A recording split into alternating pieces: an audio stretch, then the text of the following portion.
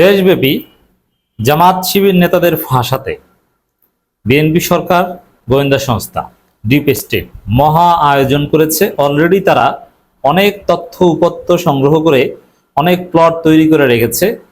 নিয়মিত বিরতিতে আপনারা দেখবেন যে জামাতের এক একজন নেতা ফেঁসে যাচ্ছে এবং বিএনপির মন্ত্রী, এমপি ভয়াবহভাবে কট খেলে মিডিয়া তেমন কিছুই বলবে না, কিন্তু জামাতের লোকজনের বিরুদ্ধে মিথ্যা অভিযোগ দিয়ে মিডিয়ায় তোলপাড় সৃষ্টি করে দিবে।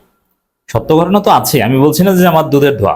জামাতের লোকজনের দোষ ত্রুটি ডেভিয়েশনের বিষয়ে আমি সবচেয়ে বেশি সোচ্চার। অতএব এই বিষয়ে ছাড় দেওয়ার কোনো সুযোগ নেই। জামাতের অনেকে আমাকে বলে যে এগুলো গোপন রাখতে, কিন্তু কখনো না। জামাতের কেউ চুল থেকে মানে এক চুল এদিক ওদিক করলে একদম চেপে ধরব। কিন্তু এগুলো সত্য। মিথ্যা অপবাদ দিয়ে প্লট সাজিয়ে জামাতকে ফাঁসানোর প্রজেক্ট আছে গোয়েন্দা সংস্থার। জামাতের বড় নেতা থেকে শুরু করে ছোট নেতা অনেকেই ফাঁসবেন। যেমন জামাত নেতাদের একটা অংশ আছেন হোমিও ডাক্তার। যারা ডাক্তার আছেন আমার কথাটা মনোযোগ দিয়ে শুনবেন, আপনাদের জন্য একটা সতর্ক বার্তা। এটা আপনাদের কাছে অনেক নারী রোগী আসে, আপনাদের চেম্বারে বসে নানান কথাবার্তা বলেন ইত্যাদি ইত্যাদি। আবার মাঝে মাঝে ফোন দিয়েও জিজ্ঞেস করে যে এইটা আপডেট, ঔষধ কখন খাবো কি ইত্যাদি ইত্যাদি। তো এগুলোকে কেন্দ্র করে দেখবেন যে স্থানীয় বিএনপি বা কারোর সাথে আপনার যদি শত্রুতা থাকে, অথবা কাউকে রোগী সাজিয়ে আপনার কাছে পাঠাবে, তারপরে সিস্টেমে আপনার সাথে অপ্রয়োজনীয় কথাবার্তা বলে ঘনিষ্ঠ হওয়ার চেষ্টা করবে এবং আপনাকে ফাঁসিয়ে দিবে। অথবা আপনি কিছুই আপনি ঘনিষ্ঠ কোনো কথাবার্তা বললেন না, একদম প্রফেশনালিজম মেনটেন করে আপনি কথা বলছেন, কিন্তু আপনার চেম্বারে একজনে গেছে, বাহির থেকে লোকজন ঘেরাও দিয়ে বলবে যে আপত্তিকর অবস্থায় পেয়েছি। অতএব চেম্বারের ভিতরে সিসি ক্যামেরা লাগান আপনার নিরাপত্তার জন্য। আপনি শিক্ষক, জামাত নেতাদের কেউ কেউ শিক্ষক, অনেক বরং একটা বিরাট অংশ শিক্ষক। তা আপনাকে সিস্টেমে কোনো ছাত্রীর মাধ্যমে বা এরকম নানানভাবে আপনাকে ব্ল্যাকমেইল করার চেষ্টা করা হবে। এরকম অনেক আয়োজন আছে। অর্থাৎ সবাই ঝুঁকির মধ্যে আছেন। আপনি গুরুত্বপূর্ণ লোক, এলাকায় ব্যবসা করেন, সমাজে একটু প্রভাবশালী, জামাত করেন। আপনার প্রতিদ্বন্দ্বীরা আপনাকে পায়ে পড়ে আপনার সাথে ঝামেলায় পড়ে তারপরে আপনার বিরুদ্ধে একটা কুৎসা রটিয়ে দিবে, মিথ্যা একদম, যে অমুকের সাথে পরকীয়া আছে, আসলে কিছুই না। তারপরে এটা বিএনপি মিডিয়াগুলো একযোগে প্রচার করবে, অথচ এই ঘটনার কোনো সত্যতা নেই। আমি আবারও বলছি, গাজী নজরুলের ঘটনা সত্য, আমরা তার কঠিন শাস্তি নিশ্চিত করেছি অ্যাক্টিভিজম করে। পটুয়াখালীর এক জামাত নেতা, উপজেলা যুব জামাত সভাপতি, তার বিরুদ্ধে যে অভিযোগ মামলা, এটাও মোটামুটি সত্য যতদূর জানতে পেরেছি। তিনি পালাতক, তার বিরুদ্ধে আমরা কথা বলেছি।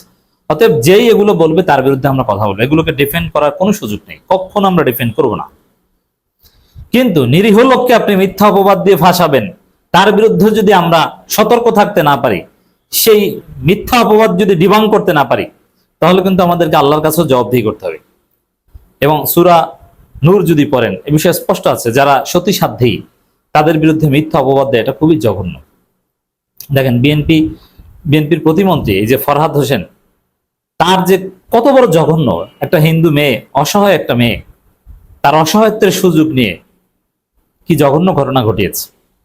প্রতারণা করেছে, রক্ষিতা হিসেবে ব্যবহার করেছে, তাকে চাকরি দেওয়ার কথা বলেছে, চাকরি দেয়নি। শেষ পর্যন্ত ক্ষুব্ধ হয়ে নারী গোপন ভিডিও ফাঁস করে দিয়েছে। এখন এগুলো নিয়ে কিন্তু মিডিয়ায় কথা বলা তো দূরের কথা, গাজী নজরুলের বিষয়ে কত ফটোকার্ড, সেকেন্ডে আপডেট, কিন্তু এইখানে ওটা নাই, চুপচাপ।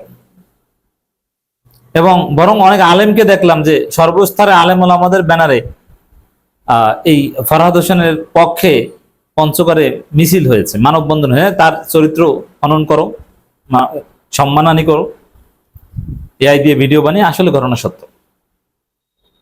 বিএনপির এখন পর্যন্ত তার বিরুদ্ধে কোনো ব্যবস্থা নিবে এরকম কোনো লক্ষণ আলামত আমরা দেখছি না।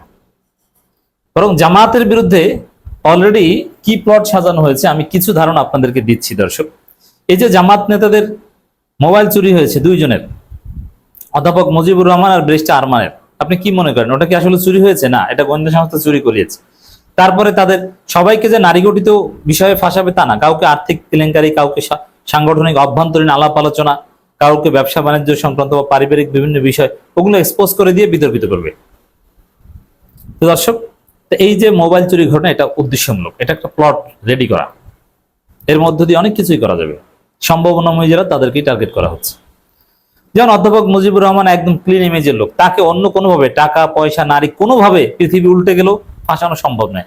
কিন্তু সাংগঠনিক নানান হিসাব নিকাশ বা সাংগঠনিক দেন দরবার এগুলোকে নিয়ে তাকে বিতর্কিত করার একটা চেষ্টা করা হতে পারে তার মোবাইল চুরি করার মধ্য দিয়ে।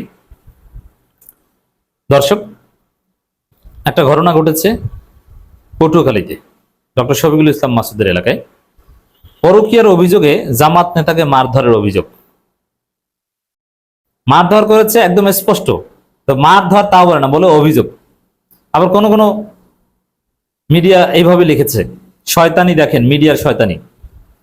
জামাত নেতার পরকীয়া, মারধরের অভিযোগ, মানে পরকীয়াটা তাদের কাছে প্রমাণিত আর মারধরের ওই বিষয়টা প্রমাণিত না, অথচ হসপিটালে ভর্তি। ওইটা হচ্ছে অভিযোগ। শয়তানি দেখেছেন। আমি বিষয়টা খোঁজ নিলাম, সব গণমাধ্যমে এসেছে। গতকালকে পটুয়াখালীর এক যুব জামাত নেতার কাণ্ড, ওটা সত্য। ওই নেতার বহিষ্কার চেয়েছি এবং আইন অনুযায়ী যেহেতু ভ্রূণ নষ্ট করার অভিযোগ রয়েছে, অতএব তাকে গ্রেপ্তার করা হোক যদি ঘটনা সত্য হয়ে থাকে। কিন্তু এইখানে এটা একটু খোঁজ নেওয়ার চেষ্টা করলাম, এটাও তদন্তের পরে যেটা বের হবে সেটাই সত্য। আমাদের প্রাথমিক যে খোঁজ খবর নেয়, এতে চূড়ান্ত কনক্লুশনে যাওয়ার সুযোগ নেই। আমরা কাউকে দায় মুক্তি দিচ্ছি না, আর চূড়ান্ত প্রমাণের আগে আমরা এইভাবে কাউকে অপরাধীও বলবো না। কিন্তু এখানে আমার কাছে যেটা মনে হয়েছে, এক জামাত নেতা না, এটা আরেকটা শয়তানি। দেখেন, জামাতের একটা সাংগঠনিক কাঠামো আছে, সেখানে সহযোগী সদস্য, কর্মী, রোকন প্রার্থী, এভাবে স্টেপ বাই স্টেপ যেতে হয়। অনেক রোকনও আছে, নেতা না, যে তার গুরুত্বপূর্ণ কোনো পদ পদবি নাই, নেতা তো বললেই হয় না। তো জামাতের একজন সহযোগী সদস্য, যিনি ওই অর্থে কাগজে কলমের কর্মীও না, সহযোগী সদস্য। যেহেতু 5 আগস্টের পরে জামাতের একটা সুযোগ এসেছে, রাজনীতিতে একটা গণভিত্তি অর্জিত হয়েছে, আওয়ামী লীগের পরিবর্তে জামাতের একটা স্পেস ক্রিয়েট হয়েছে, এজন্যে নানান শ্রেণী পেশার মানুষ জামাতে যোগ দিয়েছে। জামাতও ওয়ার্ড পর্যায়ে কমিটি দিয়ে দিছে, সহযোগী সদস্য কিংবা কর্মীদের নেতৃত্বে কমিটি দিয়ে দিছে। এইটাও জামাতের সাংগঠনিক কাঠামো, ওটা কোনো নেতার মধ্যে পড়ে না। সহযোগী সদস্য বা কর্মী জাস্ট একটা ইউনিট নাম কাগজে ঘোষণা করে দিয়েছে, ওয়ার্ড কমিটি দিয়ে দিছে। ওইটাকে মিডিয়া বানায় এমন ভাবে যে সে মনে হয় জামাতের রোকনের চাইতেও বড় রোকন, অথচ সে জামাতের রোকনকে এটা বুঝেও না। এরকম একজন লোক হয়তোবা জাস্ট কর্মী কিংবা সহযোগী সদস্য, অতটা বুঝেও না ইসলামী আন্দোলন একামতের দিন, জাস্ট ওই বিএনপির বিপরীতে জামাত ভালো লাগে করি, এরকম একজন লোককে মিডিয়া বলছে যে জামাত নেতা, তারপরে পরকীয়া করেছে।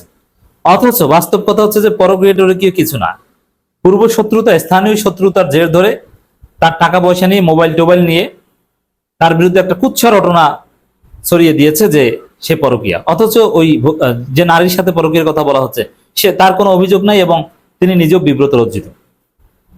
এখন এইটা আসলে পরকীয়া কিনা তদন্ত হোক, কিন্তু এরকম ঘটনা ঘটবে। আপনি স্থানীয় প্রভাবশালী জামাত করেন, আপনার প্রতিপক্ষরা আপনার বিরুদ্ধে একটা কুৎসা রটিয়ে দিয়ে পুরো মিডিয়ায় তোলপাড় করে দিয়ে আপনাকে জাতীয়ভাবে ভিলেন করে দিবে। হয়তোবা দিন শেষে আপনি দায় মুক্তি পাবেন, কিন্তু আপনাকে এভাবে ফাঁসাবে, আপনার মান সম্মান নষ্ট করবে। এই জন্য জামাতের সব শ্রেণী পেশার লোক, শিবিরের সবাইকে আমরা বলবো যে সর্বোচ্চ সজাগ, সতর্ক থাকুন। আর কারো মধ্যে যদি এরকম ত্রুটি বিচ্যুতি থেকে থাকে, ভালো হয়ে যান, বাঁচতে পারবেন না।